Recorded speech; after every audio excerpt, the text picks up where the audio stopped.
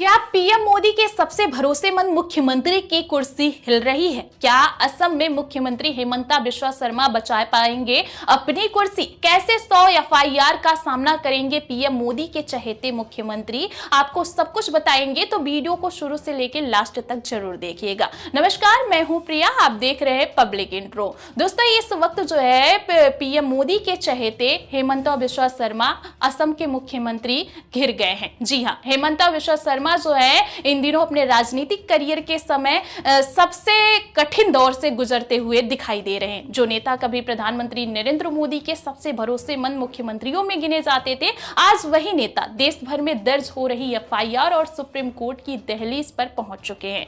मामलों और विपक्ष के संगठित हमलों के बीच घिरते हुए भी नजर आ रहे हैं, जिसके बाद सवाल अब सिर्फ एक बयान या फिर एक शब्द का नहीं रहा है, बल्कि ये सवाल बन चुका है कि क्या बीजेपी के लिए हेमंता बिश्वा शर्मा अब ताकत से ज्यादा बोझ बनते जा रहे हैं। सबसे पहले आपको बता दें कि पूरा मामला क्या है। विवाद उस वक्त शुरू हुआ दोस्तों, जब असम के मुख्यमंत्री हेमंता बिश्वा शर्मा ने एक राजनीतिक बयान के दौरान मुस्लिम समुदाय के लिए मियां शब्द का इस्तेमाल किया और उन्होंने कहा कि मियां मुसलमानों को जैसे परेशान कर सकते हो करो, रिक्शे वाले 5 रुपए मांगे तो 4 रुपए ही दो, हम आपके साथ हैं। मुख्यमंत्री हेमंता बिश्वा शर्मा के इसी बयान को लेकर अब देश भर में भारी बवाल मच गया है, क्योंकि भले ही कुछ इलाकों में ये शब्द आम बोलचाल में इस्तेमाल होता हो, लेकिन अब इसे एक मुख्यमंत्री राजनीतिक मंच से चुनावी और ध्रुवीकरण के संदर्भ में इस्तेमाल करे तो मामला आम नहीं रह जाता। यही वजह है कि इस बयान को लेकर देश भर में तीखी प्रतिक्रिया देखने को मिल रही है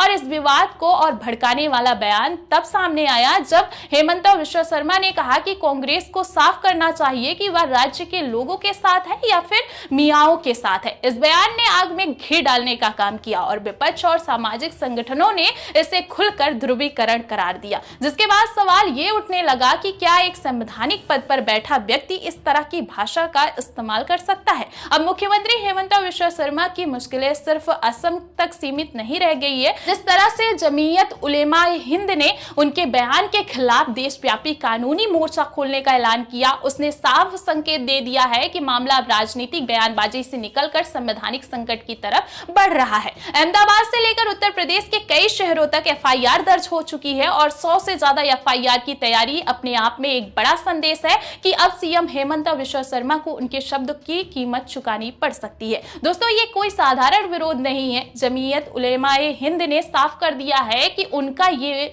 मकसद केवल कानूनी कार्रवाई नहीं, बल्कि ये बताना है कि ध्रुवीकरण की राजनीति को सामान्य मानकर स्वीकार नहीं किया जाएगा। जब किसी मुख्यमंत्री के खिलाफ देश के अलग अलग हिस्सों में एक जैसे आरोप पर शिकायतें दर्ज होने लगे तो सवाल सिर्फ एक बयान का नहीं रहता, सवाल उस व्यक्ति की संवैधानिक मर्यादा और राजनीतिक भविष्य का हो जाता है। यही वजह है कि कांग्रेस के अल्पसंख्यक नेताओं से लेकर सामाजिक संगठनों तक ने इसे अपमानजनक और विभाजनकारी करार दिया है। जमीयत उलेमाए हिंद ने इसे सीधे तौर पर हेट स्पीच बताया है और सुप्रीम कोर्ट में याचिका दाखिल कर दी है। याचिका में मांग की गई है कि संवैधानिक पदों पर बैठे लोगों के लिए सख्त दिशा निर्देश तय हो, ताकि सत्ता के नशे में कोई भी व्यक्ति समाज को बांटने वाली भाषा का इस्तेमाल न कर सके।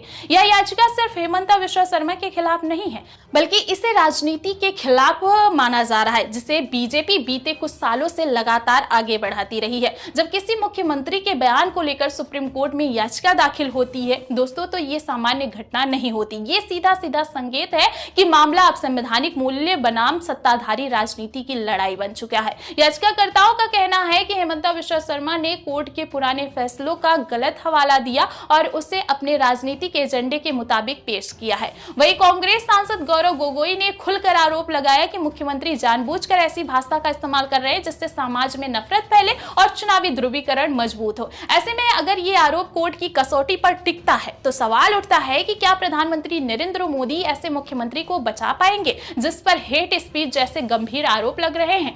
देखिए, बीजेपी और उनके समर्थक इसे राजनीतिक बदले की कार्रवाई कहकर खारिज करने की कोशिश कर सकते हैं, लेकिन सच्चाई ये है कि 100 से ज्यादा एफआईआर का ऐलान प्रतीकात्मक नहीं होता है।